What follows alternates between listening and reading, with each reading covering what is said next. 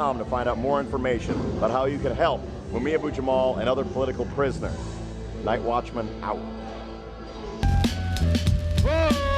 Stay tuned to We Act Radio, Washington, D.C.'s only independent radio station. Catch us online at weactradio.com.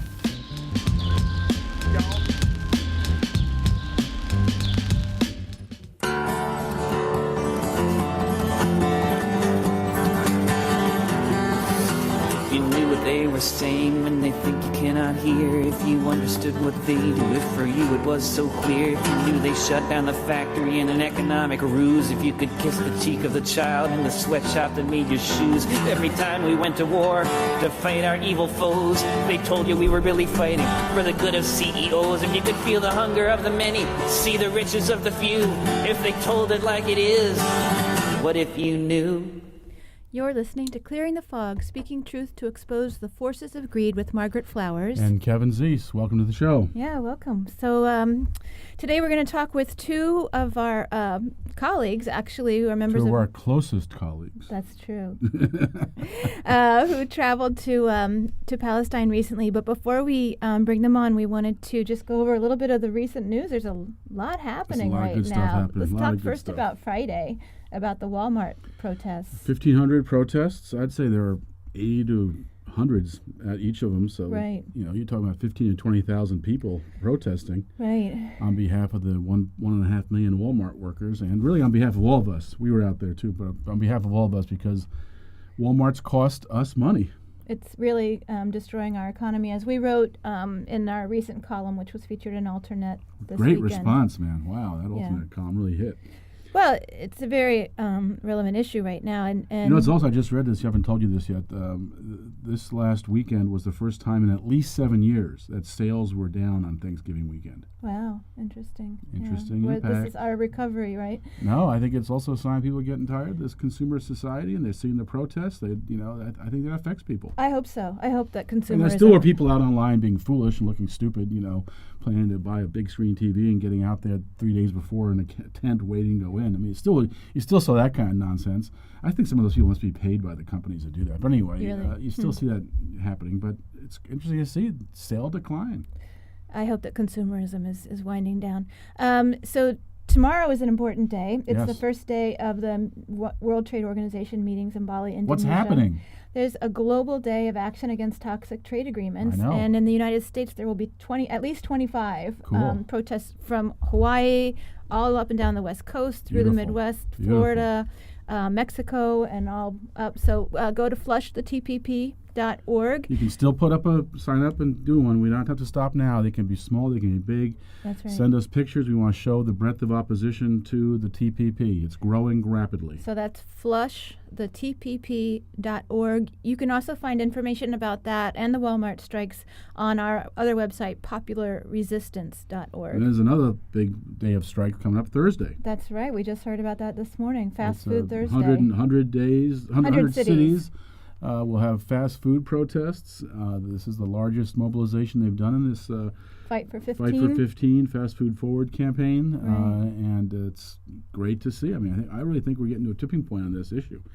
Yeah. And I think $15 is what they should be shooting for. I hope that people don't compromise. At a minimum. I mean, if you actually looked at right. with inflation, it should be higher than that. But and it's it should a be start. $15 pegged to inflation, so as inflation goes up, the wages go up automatically. Right, That's what it should. And I hope that the big unions don't compromise. SEIU, which is behind a lot of this, or helping with it, has a reputation for compromising too much. Yeah. So I hope they stand Hope tough. they stand, and the workers stand strong. So let's get into our show today. Yes. We're going to be talking. Bang that table. We're going to be talking about Palestine. Do we have our first guest on? We have both guests on. We do. Excellent. So Ellen Davidson is an activist, reporter, and photographer who has traveled to the West Bank several times, rebuilding houses demolished by the Israeli military and reporting through her writing and photography on the oppression of Palestinians both in the occupied territories and inside Israel. As a U.S. Jew, Davidson says that she feels a special responsibility to work for the rights of Palestinians. And Tarak Kauff is a longtime anti-war and social justice activist. He served in the U.S. Army as a paratrooper from 1959 to 1962, is on the board of Veterans for Peace. He plays a leading role in VFP's Direct Action Group and founded the Veterans Peace Team in 2012. Now, why'd you mention Ellen was Jewish but not Tarak? Oh, gosh, because that was because I think this was Tarak's first visit to Palestine. Was it, Tarak? Was that your first visit? What's that? Was that your first visit to Palestine? It was my first. Yeah. Oh, Very cool. memorable one. Well, because that was the way their bios were written, and their longer bios are on our website, Okay. Clearing the Fog. Okay. So, good morning. Thank you for joining us. Thanks. Good morning. Good morning. So, there's a We lot. have a whole hour to talk about this, so we're Right. going to get into detail on this. We should start out kind of broadly, don't you think? Well, perhaps the best place to start is if you could tell our listeners about Veterans for Peace and the Veterans Peace Team, so that they can place this in the context of that.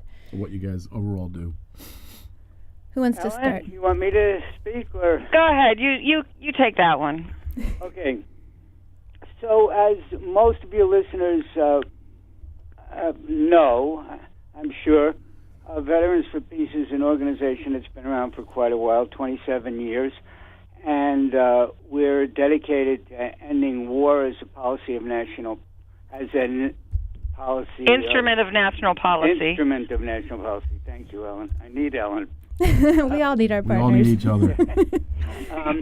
And further than that, we are interested in the broad ramifications of war, its implications on poverty, its implications on oppression, both here at home and internationally, the corporate interests that are involved in wars, the money that is being made off wars, and the terrible suffering that comes from all this militarism, which is kind of at the core of our way of life now. Right. So that's Veterans for Peace. We have a pretty broad outlook, and we try to make the connections, also between the war and the environment.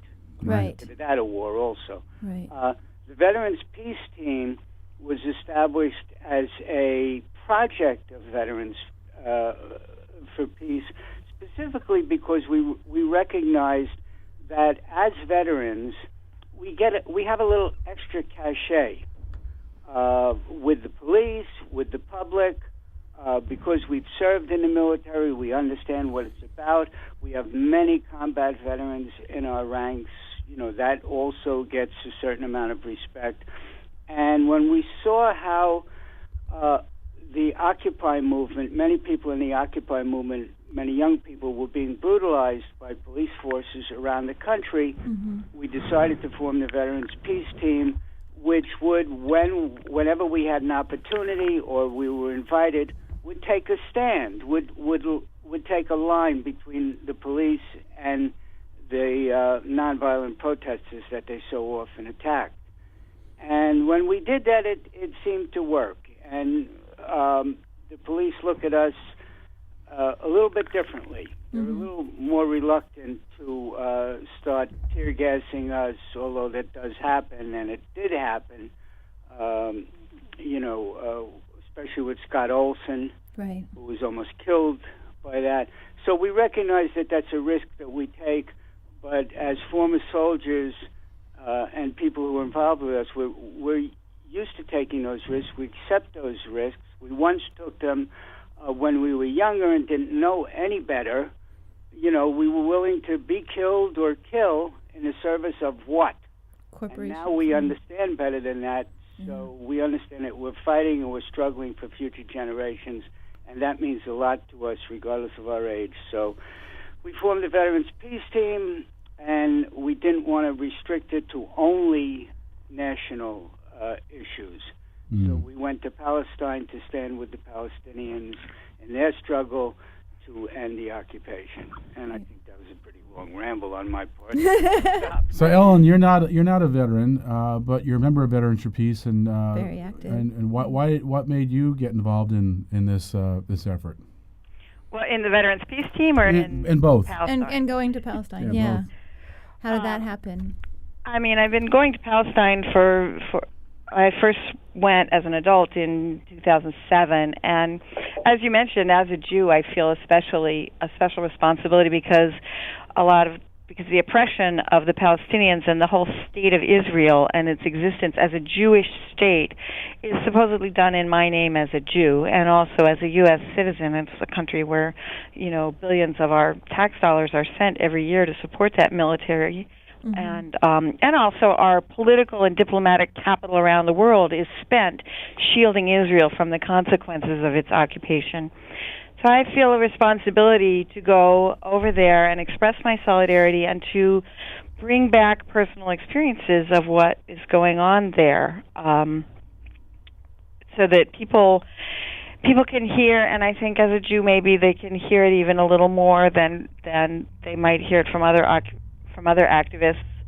That they can get a real sense of what is going on, what our tax money is paying for, and why it has to stop. Wow. You did a great job, by the way, of reporting what was going on and photographing it, and we put all those up on Popular Resistance. But what's the website you guys manage for that? StopTheseWars.org. StopTheseWars.org. Really nice website. You did a great job reporting that. It's very important. Yeah, it really gave us a feel of what was happening over there while you were gone. Yeah. Well, thanks for spreading it around because that's what it's all about. And I think that while what we did over there, and we'll talk more about that later, was really important. To me, it's like an iceberg. When you get back, that's when the real work happens. Because the real work has to happen in this country. Right. I think Israel is kind of like South Africa at the end stages of apartheid, where although there was a really vibrant and incredible resistance movement there, it couldn't happen without international pressure. That shift away from apartheid. The forces of state repression, the military strength, and so on were so powerful over there that it took the world squeezing on that country to make a change. And I think the same is true in Israel. And there's a very, very vibrant Palestinian resistance there. And there's I think, a growing Israeli resistance among Israeli Jews to what's going on. But it's going to take the world. So our work is when we come back here, talking to people in this country and around the world, support for the boycott, divestment, and sanctions movement internationally. So our work is here to get to change minds here, to tell the truth about what's going on there, so people understand it's not just this kind of even-handed thing between, terrorists on one side and Israeli occupation on the other.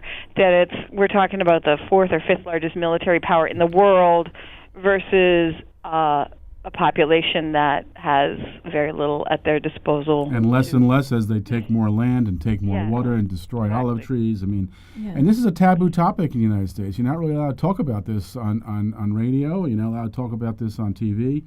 People get in trouble for discussing these issues. So we really appreciate you guys coming back and giving firsthand accounts. Right, because there's so much also propaganda. I mean, there are groups that are paid to promote Israel. And it goes all the way from the citizens media with students paid to respond to any Israeli criticism to CNN with Wolf Blitzer, former Jerusalem Post writer and then AIPAC propagandist, now is like one of their top guys on CNN. I mean, so it goes from the highest to the lowest of these of the pro-Israel propaganda, that it just covers up the truth. And it's not an anti-Israel position; it's it's a position against anti-apartheid, anti-oppression. It's a position against the policies of Israel. Right. So we need to take a quick break, and then we'll get back into talking about the actual trip. And this is a song by Zahir Main. It's called "Palestine Will Be Free."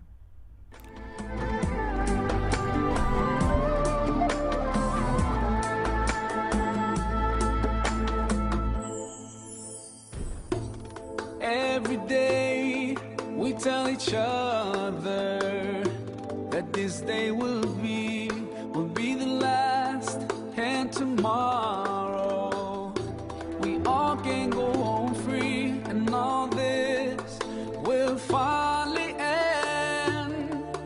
Palestine, tomorrow will be free. Palestine, tomorrow will be free.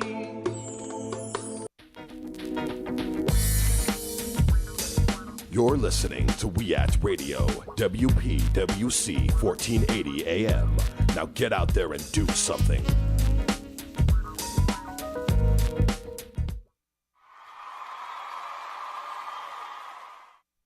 This Thanksgiving, we here at American Family Voices would like to express our gratitude to all the people working so hard to make sure that each of us realizes the American dream. Kudos to the GOP for standing up for insurance company profits instead of affordable health care. Thanks, Wells Fargo, for forging my mortgage documents so that I could be foreclosed on just in time for the holidays. I'm so grateful to the Republicans in Congress who are doing everything in their power to sabotage Obamacare, then complain that it's not working. Good to know they're looking out for us. Thanks, Paul Ryan, for cutting SNAP benefits for our 4-year-old and making it even harder to put food on our table. I've been denied health insurance because I have a chronic and hereditary skin condition. I'd like to thank all the Republicans for shutting down the government in an effort to deny me health care. I work hard and I pay taxes. Thanks, Steve King, for insinuating I'm a drug mule. Thanks, J.P. Morgan, for breaking the law, agreeing to a $13 billion settlement, and then using my tax dollars to pay for it. Birth control, schmirth control. Who needs it? Thanks, Republicans, for making it harder to access contraceptives. Thank you, Walmart, for paying me so little, you have to organize a food drive to make sure my family can have Thanksgiving dinner. Walmart, always low wages, always. So tell us what you're thankful for this Thanksgiving. Take a picture or shoot a video and post it on our Facebook page. We'll put together a video clip of the best replies. Happy Thanksgiving! Hi, this is Chris Hedges, and when I'm in Washington, I don't want my news filtered through corporate sponsors. I want to hear the truth, which is why I listen to DC's only independent radio station, We Act Radio, 1480 AM, WPWC, Washington's progressive working community. We Act Radio, do something. No mother, no father to wipe away my tears. That's why I will cry. I feel scared, but I won't show my fears. I keep my head high, deep in my heart. I never have any doubt that Palestine tomorrow will be free. Palestine tomorrow will be free. You're listening to Clearing the Fog, Speaking Truth to Expose the Forces of Greed with Margaret Flowers. And Kevin Zeeson, we're talking about Palestine and Israel. With our guests Ellen Davidson and Tarak Kauff from Veterans for Peace. I love now that they've recognized Palestine as a country, and we can call it Palestine. We don't have to call it the occupied territory. We can actually call it a country. I love that. I don't think the United States appreciates it, but it's reality. Right. So maybe we could start with you, Tarak. Could you talk about your trip and kind of your overall impression of what happened there, what you did? Yeah. First, I want to say how delighted I am to be on your show. Oh. I just got a big smile on my face, you know. We love having you. From hearing you guys, I think you do great work, and I mean that 100%. It's a real blessing to have a show. Well, ditto to you guys, too. Thank you. It's a love fest. That's right. It's got to be. It's all about love. So my impressions, you know, people who know me, you guys know me, Ellen knows me quite well, know that if I find that I'm wrong about something, I'm actually not only happy to admit it, I'm delighted because it allows me to make a self-correction. You know, so I'm always open to that. I don't try to defend positions that are undefendable.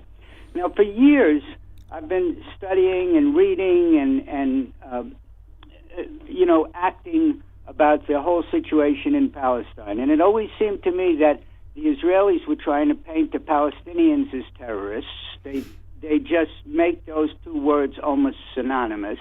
Yeah. They do it mostly in their own country, but AIPAC and other agencies for the Israeli state do it here also. Yeah. So this was my first trip to Palestine. Mm-hmm. Hey, I'm open to see if I'm wrong.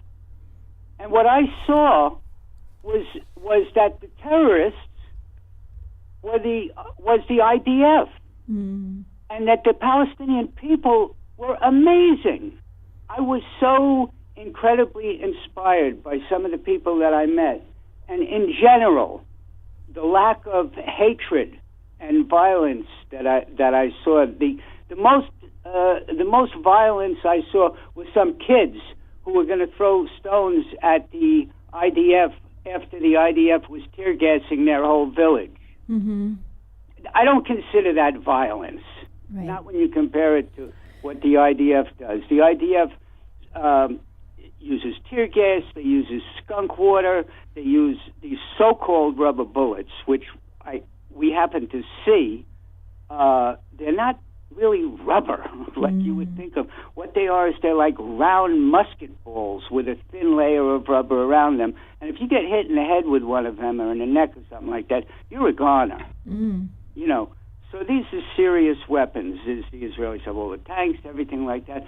But what impressed me so much was meeting quite a few of the Palestinian nonviolent resistance leaders. And, you know, they don't have hatred in their heart. That's amazing. Yeah. It blew my mind. I have anger. Yeah. Everybody knows that I have some anger. You know, and I'm not being oppressed every day of my life. I haven't seen my home bulldozed. I haven't seen my relatives killed. I haven't been in an Israeli jail and been tortured, because everyone that goes to an Israeli jail, every Palestinian, gets tortured. That is standard operating procedure. Standard. And they do it to break the will of the Palestinians. They do it very methodically. Yeah. Break their will, to humiliate them. Right. You know? Wow. So we met some people that were just amazing human beings. Mm-hmm. Wow. And this is what impressed me so much.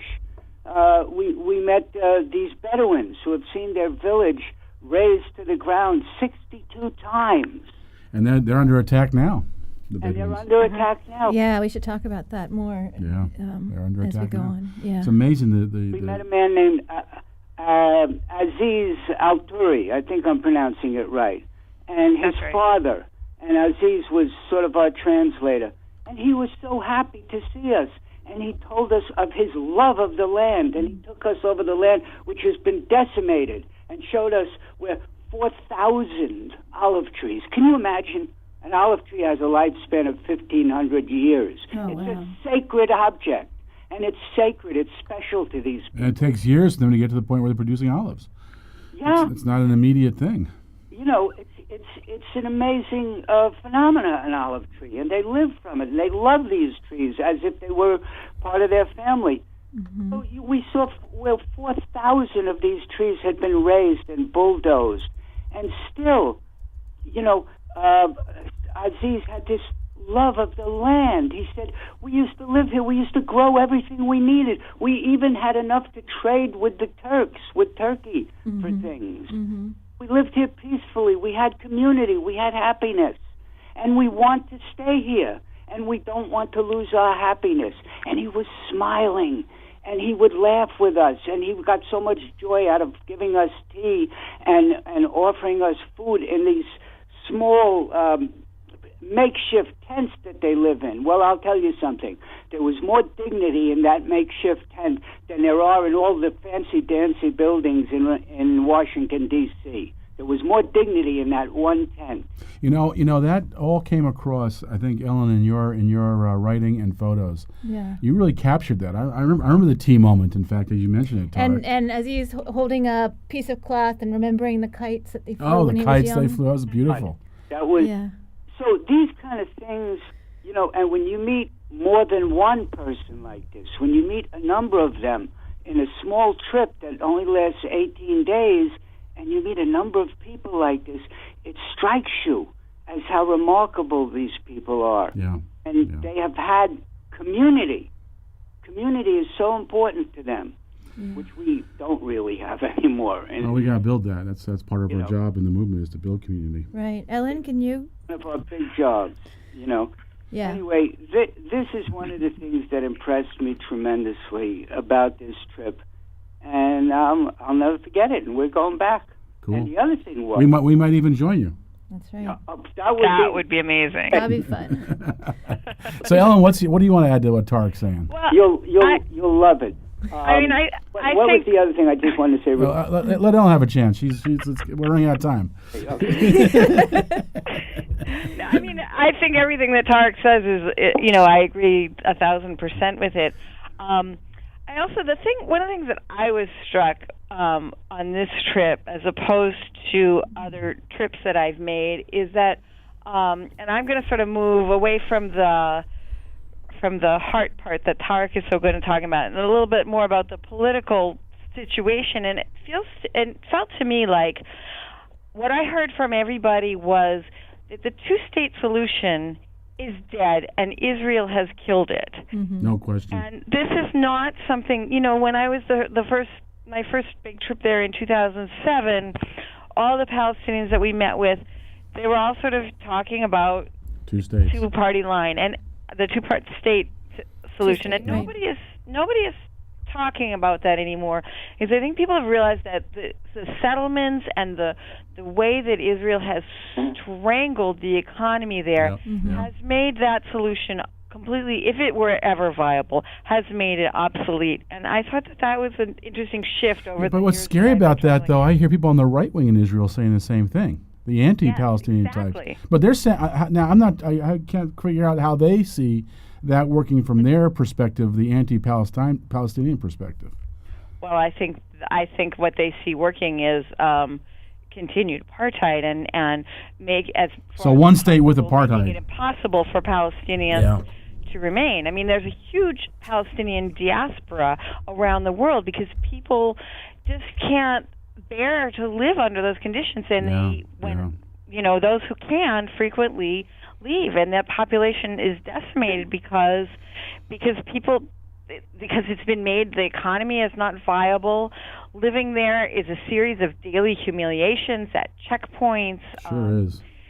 So that's been a goal of the Israeli policy all along. So I think that from the right wing, what they're hoping is that they can reduce that population to a manageable minority that they can continue to keep as second-class citizens, as Palestinians are inside the formal border of Israel today. I mean, which is something that's always denied, by the way, by Israeli advocates. That's always denied. That we have Arabs living in Israel itself. They're doing fine, but in fact, it's a second-class system. Yes, in fact, it is a complete apartheid system, complete with the land that people have access to, a huge proportion of the land inside Israel is owned by the Jewish National Fund, and the Jewish National Fund's mandate is to make the land usable for the Jews. Yeah. So it's not a democracy inside the recognized borders of Israel either. That's a very radical thing to say. I mean, when Jimmy Carr wrote his book about apartheid in Israel, he was very careful to talk about apartheid in the occupied territories, not in Israel itself. And so coming out and being clear about that, telling the truth about that, is a very radical statement. I think it's very important to see it. And one of the things that we did at the very end of our trip, we did go inside the Israeli borders, and because we wanted to go on our last full day there, we wanted to go to the U.S. Embassy, which is in Tel Aviv, and just make a statement there. Yes. And so the night before, we stayed in what used to be the Palestinian city of Jaffa, which is kind of contiguous with Tel Aviv. Mm-hmm. And it felt very different to me from how it felt in 2007 when I first went there. When I first was there in 2007, really it was very much a Palestinian city. And now it kind of feels like Park Slope in Brooklyn or Bushwick, and areas of Brooklyn that, and also even Bed-Stuy, parts of Bed-Stuy that used to be pretty much black neighborhoods. Mm-hmm. And liberal white people started moving in, and I'm not saying they're bad people, and I live in a neighborhood that transitioned in a certain way too, but people start to move in who are comfortable, who feel okay living in a black neighborhood. So you have kind of some more liberal Israelis moving into this neighborhood, and you have organic food, vegan places, and it's kind of a little hipster, and you can see what's going to happen. Yeah. You can see that very soon the Palestinians are all going to be pushed out of Jaffa. Their culture diminished. Black people can't afford to live in Harlem anymore. Right. symbol of a black urban neighborhood, and so you can see that happening inside.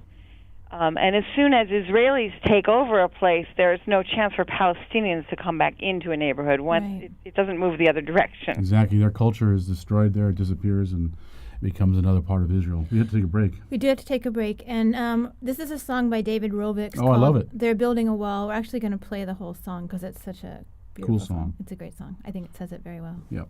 Well, he's good.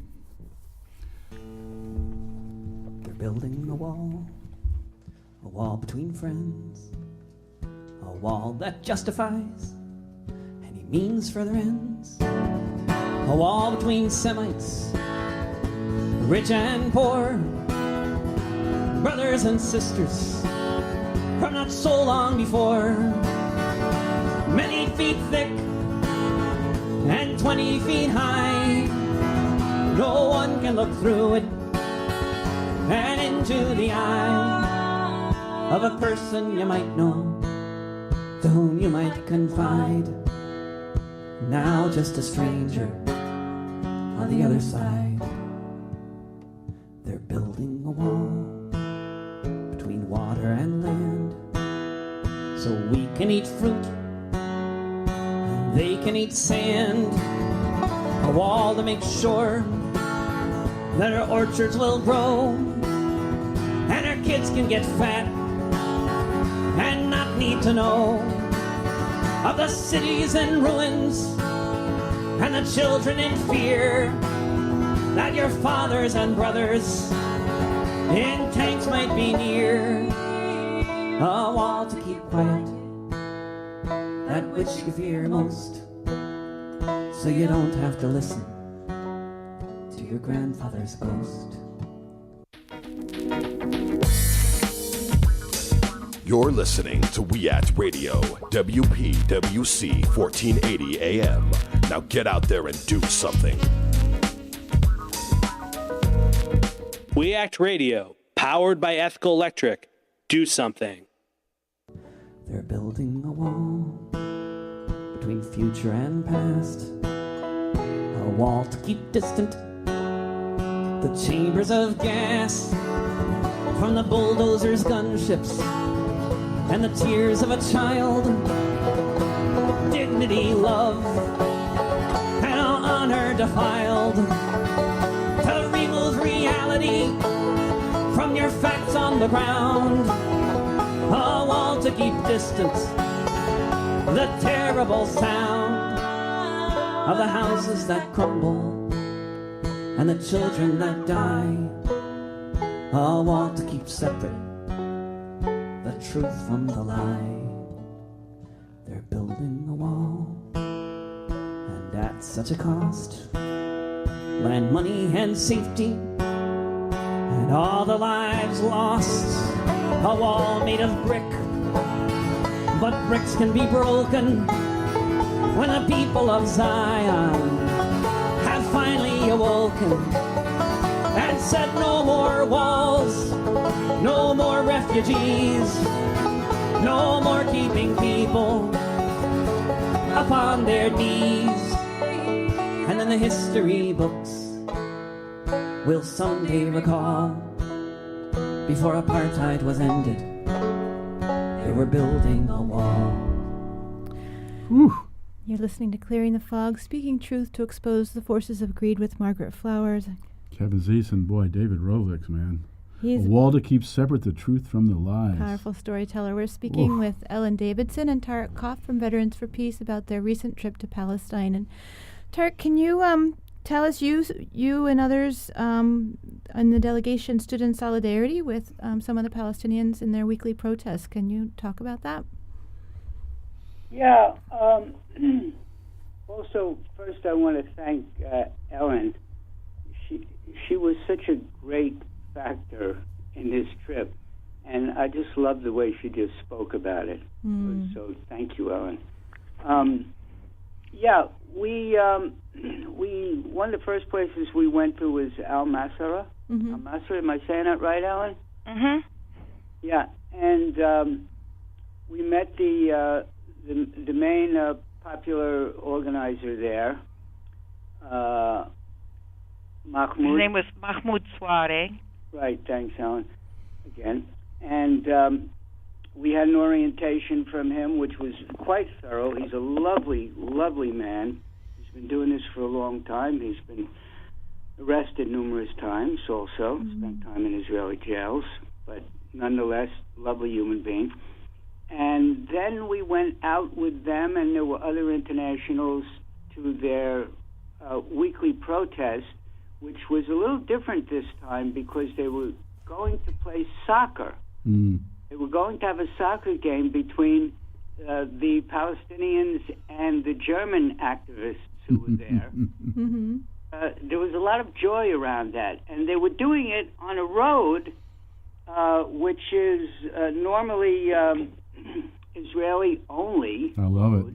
Beautiful, beautiful. Your readers, your listeners know about the fact that there are many Israeli-only roads and in the Palestinian land. Right, on Palestinian lands where they're forbidden. And of course, this was inside of some settlements, some Jewish settlements. Illegal settlements. Which, in my opinion, are quite ugly. They're always on hillsides overlooking Palestinian land and on Palestinian land. Anyway, so this was the protest to have this soccer game.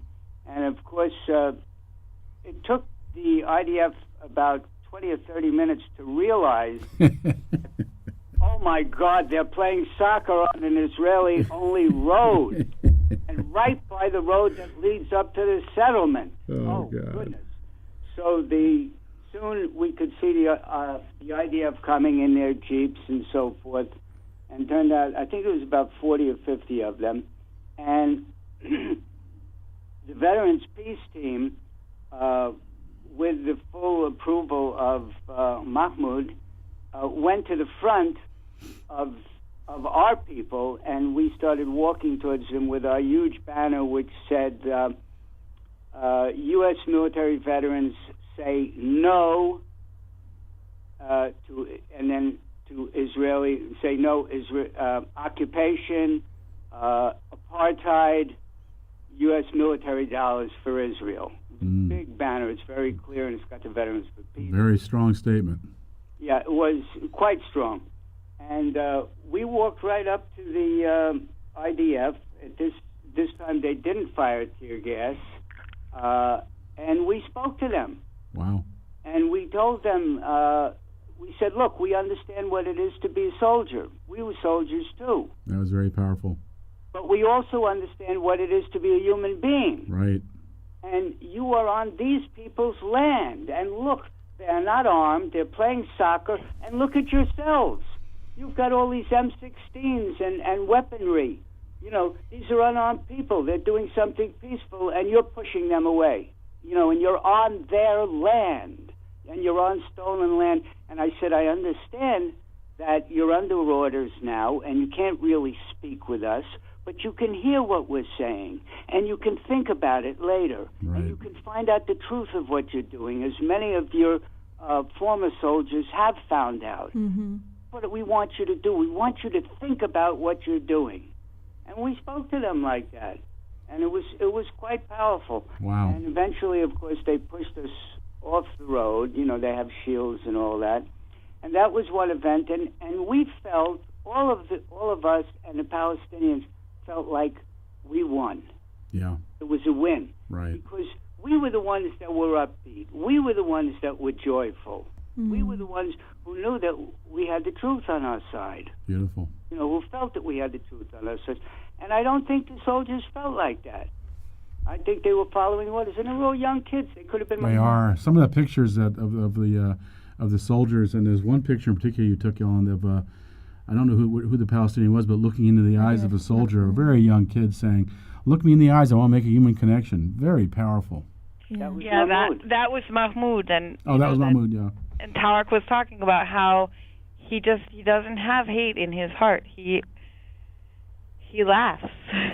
Right. It's quite terrific. And I feel that was just one. And then we were in Berlin, where we were tear gassed, and Ellen and Mike Hasty were ahead of us. They asked us to lead the with our banner again lead the protest. But of course, in Berlin, the IDF has a tradition of reacting quite violently. I mean, people have been killed, many people have been injured, arrested, so forth and so on. It's like a center of IDF oppression.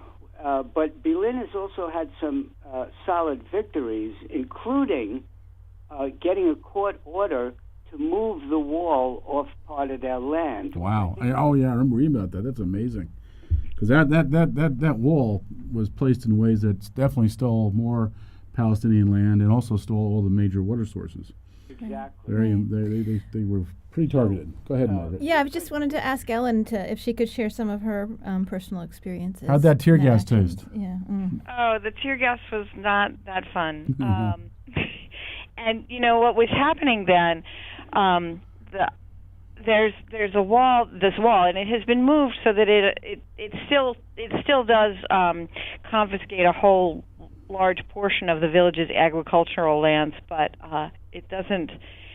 They did get some of their lands back, and behind the wall you can see up in the hill, you can see a settlement, and the settlements are coming around and surrounding all these villages, and that's why the wall is coming in and sneaking through and taking their land, to leave a big buffer zone and leave room for expansion of the settlements, and not any room for the Palestinian villages. But so we were walking down behind them in the wall. First of all, there was a big gap in the wall because the night before, a bunch of activists had gone out in the dead of night and stolen the gate from the wall and spirited it away to somewhere in the village. So there's a big gap in the wall that you can see behind the soldiers, and they're just standing there, and the people in the demonstration are walking slowly down the hill toward them.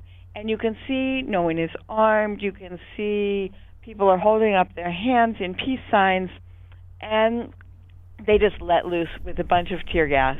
And for the next few hours, there were sort of skirmishes all over these hills, because once they let loose with the tear gas, then the kids start throwing rocks, and then they have these skirmishes. And we were asked by our host to pull back, and because they felt the Palestinians feel very responsible for the international safety when internationals come, and so we went back to the host's house, which was about 3/4 of a mile from where this initial confrontation was, and from the roof, first of all, we could still smell tear gas as it drifted across the fields, but we saw the jeeps coming over the hill and lobbing tear gas at these kids who were running around in the olive groves.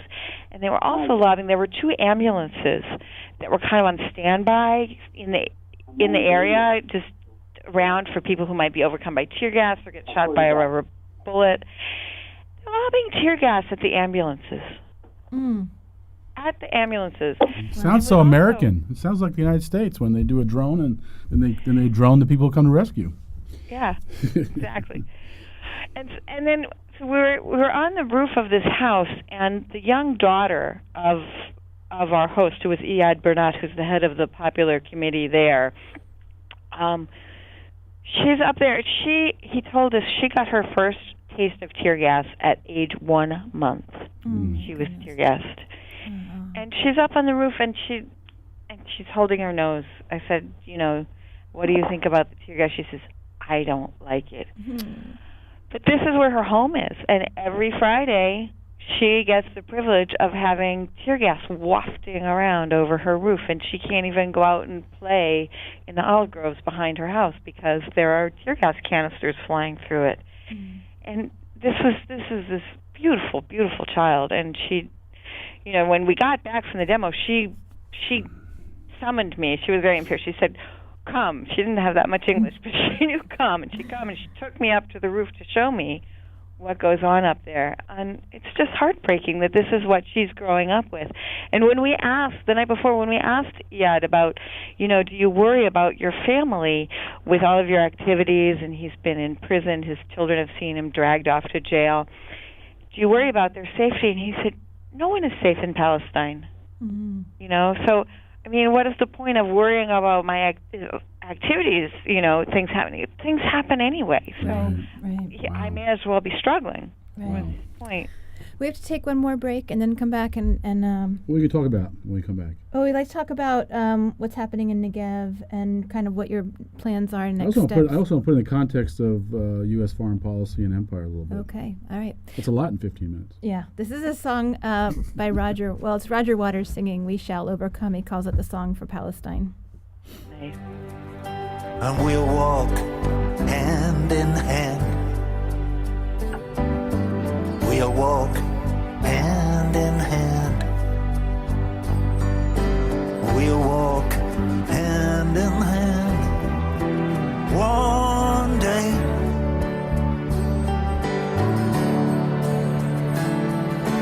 Deep in my heart, I do believe that we'll work hand in hand one day. You're listening to WPWC We Act Radio, 1480 AM, weactradio.com. Hi, I'm Tom Morello. Some call me the Night Watchman. In the case of Mumia Abu-Jamal's at a crucial stage, please go to freemumia.com to find out more information about how you can help Mumia Abu-Jamal and other political prisoners. Night Watchman out. My name is Pamela Pinnock, and I'm representing a continuing talk on race, the actor discussion that is the longest running community discussion on race in the country. We Act Radio. Do something.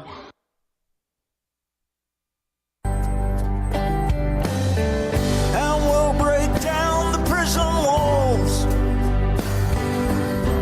We will tear down those prison walls.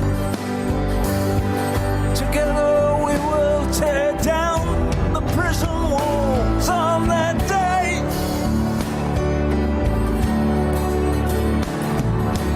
Deep in my heart, I do believe that we will tear down all those prison walls on that day. Yeah, that's a beautiful rendition. Yeah, you're listening to Clearing the Fog, speaking truth to expose the forces of greed with Margaret Flowers. And Kevin Zeese. And we're talking today about Palestine with Tarak Kauff and Ellen Davidson from Veterans for Peace. So we wanted to, there's a lot we still want to We could talk another hour, but exactly. we got to do it in 10 minutes.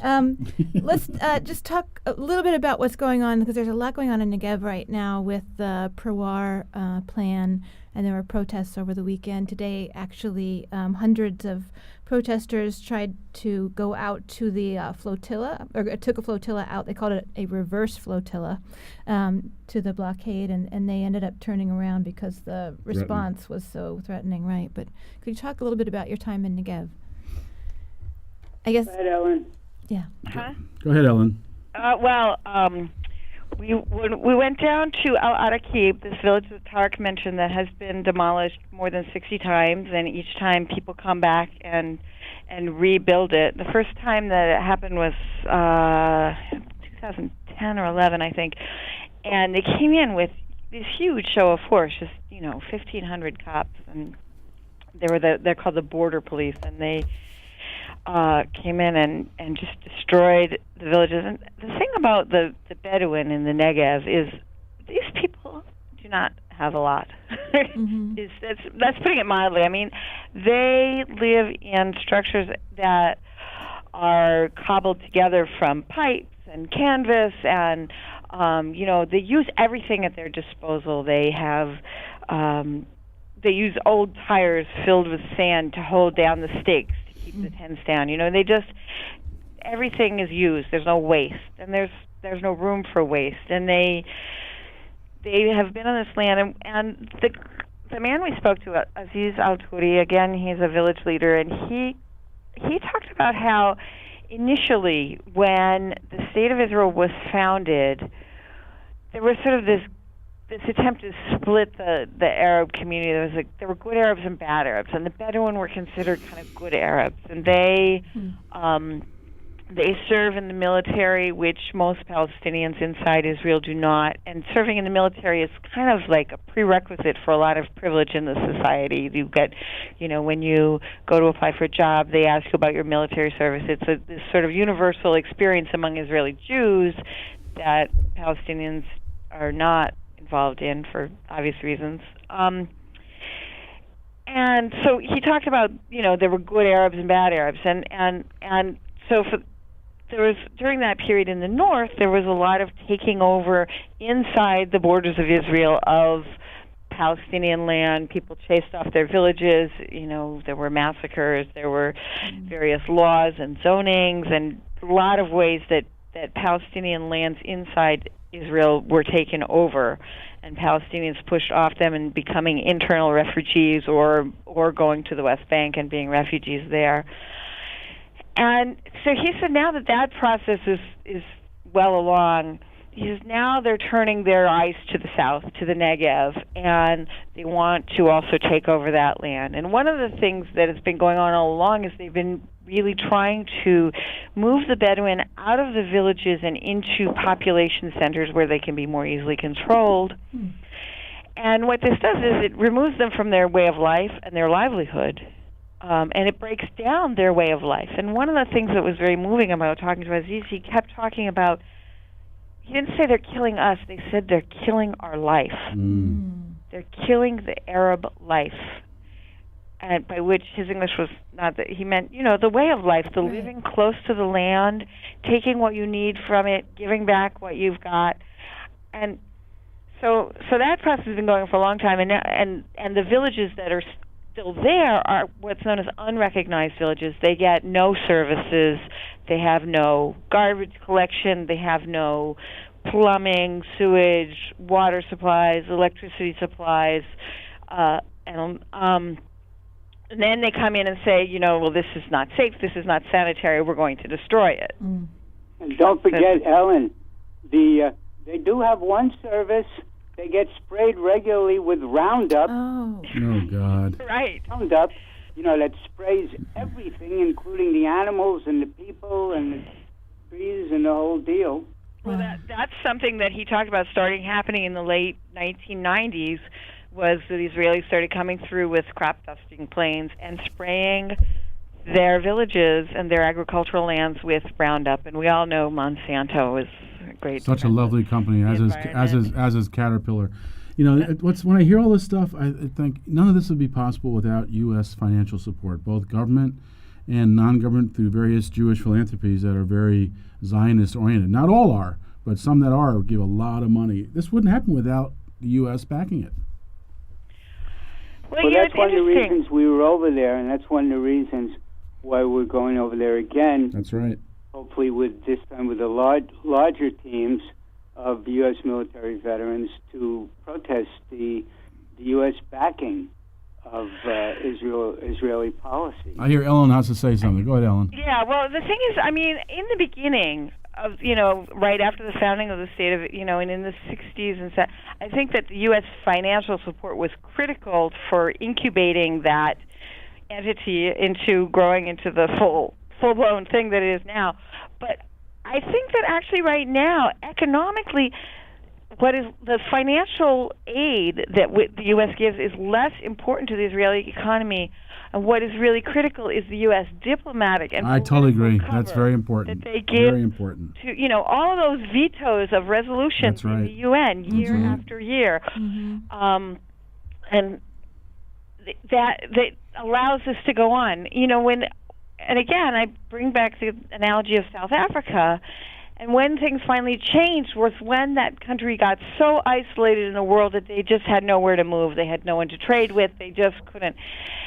And the U.S. has prevented that so far. That could change. That can change. That can change. Diplomatic and political cover wing that the U.S. spreads over the crimes that are going on there. And that can change because the United States is now in an interesting foreign policy position where they're trying to drop that tar baby of the Middle East and shift their emphasis to Asia and China.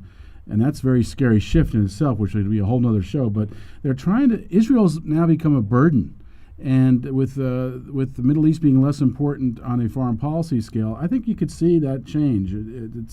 It's a burden to U.S. policy, and I could see a change. We only have a few more minutes, and I wanted Tarak and Ellen both talk a little bit about what they see as kind of next steps, and what would you tell our listeners? Just a couple minutes each. Yeah. Go ahead, Tarak. Couple minutes.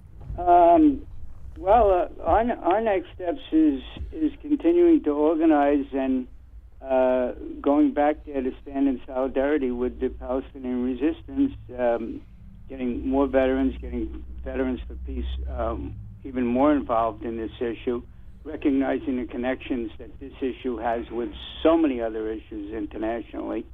And that's our next step. And I don't know what to tell people out there listening, except, get to the truth and then do something, act on it in some way. It's not just enough to know the truth, but you want to act on it in some way. Well, that's the whole We Act Radio concept. Get to know the truth and do something. Do something. Ellen, what do you see as the next steps?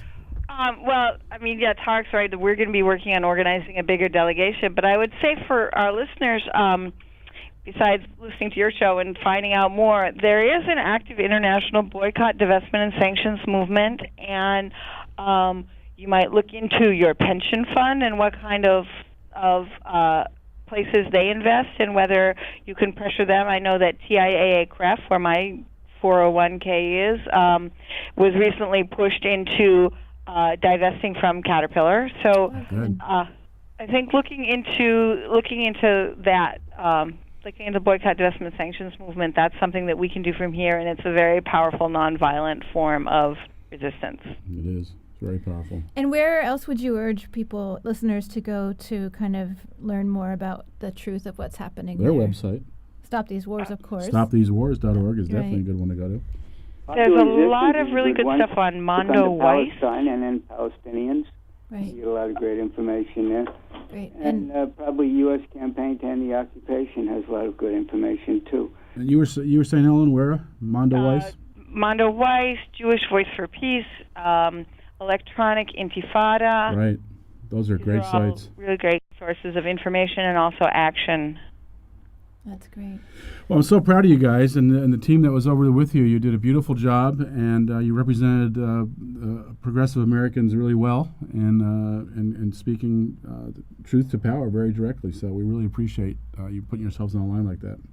And I want to thank on the air the team that was with us. Right. We had a great group of people. It was. Do you want to name them? That's a lot of people. Not that many. Ken Mayer. Go ahead, Ellen.